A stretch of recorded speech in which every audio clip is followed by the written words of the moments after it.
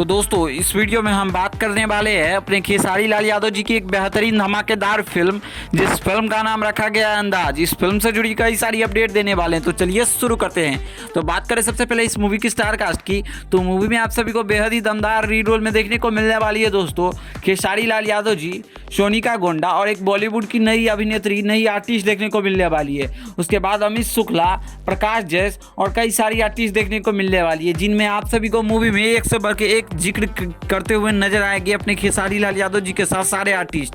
इसके अलावा बात करें मूवी के प्रोड्यूसर और डायरेक्टर की, तो मूवी को प्रोड्यूस किए हैं लोकेश मिश्रा, सुजीत कुमार सिंह। दोस्तों लोकेश मिश्रा जी ने कई सारी फिल्म को प्रोड्यूस किया है, जैसे में रोमियो राजा और कई सारी फिल्म प्रोड्यूस किया है।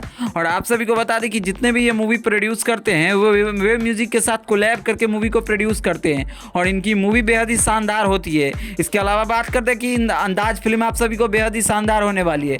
इस फिल्म का ट्रेलर आप सभी ने नहीं देखा है तो जाके देख सकते हैं, ट्रेलर आप सभी को बेहद ही पसंद आने वाली है। बात करें इस मूवी की रिलीजिंग की, तो इस मूवी का रिलीजिंग डेट अभी कोई भी कंफर्म नहीं बताई गई है। मीडिया रिपोर्ट के माने तो ये मूवी आप सभी को दिवाली तक देखने को मिल सकती है।